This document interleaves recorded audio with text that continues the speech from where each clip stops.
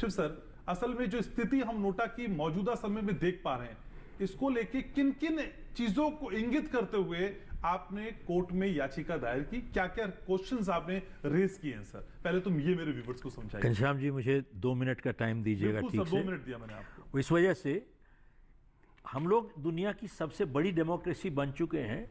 क्या हम अच्छी डेमोक्रेसी हैं? और डेमोक्रेसी को चलने के लिए फ्री एंड फेयर इलेक्शन होनी चाहिए। अब सवाल यह है, क्या है यहां पर या नहीं है? मेरे हिसाब से बिल्कुल नहीं है। और नोटा की पहली भी पिटीशन मैंने फाइल की थी, उसके ऊपर सुप्रीम कोर्ट ने खाली बैलेट पेपर के ऊपर नोटा का छाप दिया था और कुछ नहीं था। It was totally a useless, toothless judgment. It did not make any sense. Okay, तो आज की तारीख में तकरीबन 50% के आसपास क्रिमिनल एलिमेंट है in elected people with the parliament और स्टेट इलेक्टोरल। अब इस तरीके से कैंडिडेट आएंगे तो आप बताइए कि किसको जाके वोट दिया जाए। एक वोटर आज दुविधा में पड़ा हुआ है। दुविधा यह है कि मैं किसको जाके वोट दूं। सभी तो क्रिमिनल है, they are not qualified, any of them are not qualified. So क्या करता है, या तो एब्सटेन करता है, मैं नहीं जाऊंगा। This is called passive protest. Protest कर रहा है लेकिन मैं जाऊंगा नहीं, इसलिए प्रोटेस्ट कर रहा है। जो दयाल साहब ने कहा वो एक और पैसिव प्राविधान था जो 39O मेरा ख्याल गिना जाता था।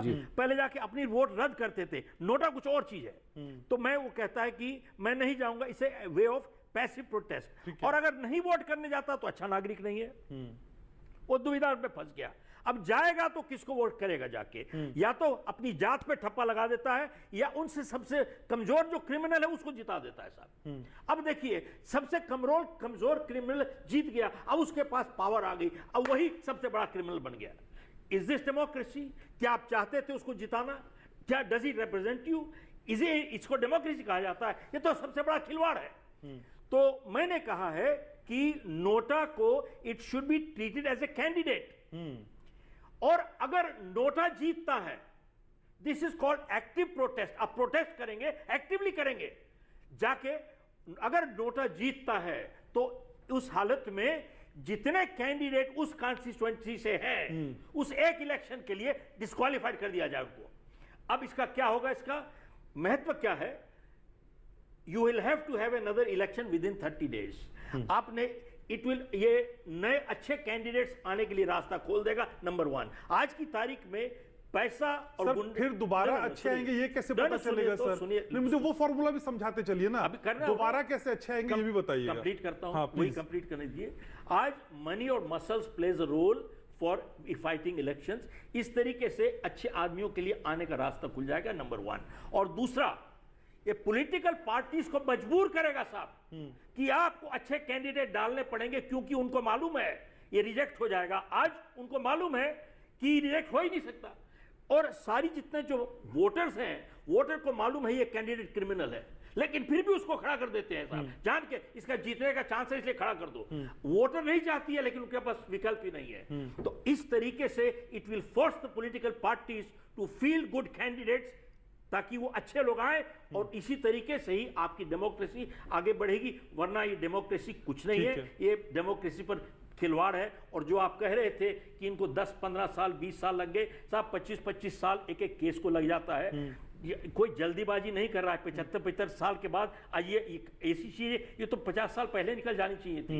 This is not a proper democracy. अगर अच्छे कैंडिडेट चाहिए, अच्छा कानून चाहिए, अच्छी पार्लियामेंट चाहिए, अच्छी गवर्नेंस चाहिए, उसके लिए आपको अच्छे कैंडिडेट लाने ही पड़ेंगे। और आप ब्रेक पे भी जाना है, लेकिन एक सवाल मैं छोटा सा पूछूंगा आपसे कि सर, अगर ऐसा हो जाता है जो आप कह रहे हैं, उसके बाद क्या गारंटी है कि जो लोग चयनित होकर आएंगे वो अच्छे होंगे? सर, देश में इतने सारे लॉज है। मर्डर का लॉ है, क्या हत्याएं नहीं होती है? रेप को लेकर लॉ है, क्या रेप नहीं होते? दहेज को लेकर लॉ है, क्या दहेज नहीं मांगे जाते? ईव टीजिंग नहीं होती है? इतने सारे लॉ पहले से हैं सर, उनकी एग्जिस्टेंस भी तो नहीं होती। पैरेलली सब कुछ होता है। देखिए, ये आ जाएगा तो क्या हो जाएगा सर? यही आएगा तो इसी से फर्क पड़ेगा।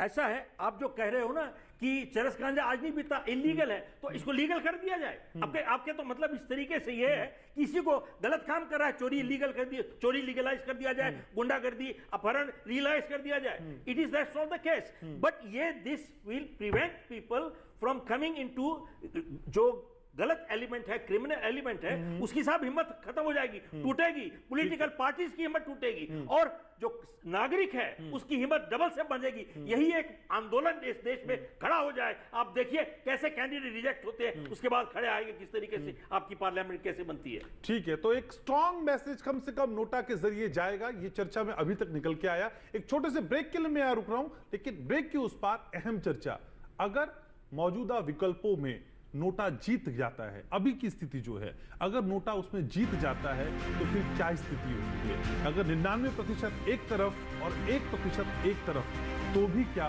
नोटा को विजय नहीं माना जाएगा? कई और बातें जो आपके जहन में भी आज आ रही होंगी, हर बात का जवाब आज इस चर्चा में आपको मिलेगा। एक छोटा सा ब्रेक, जल्द लौटता हूं।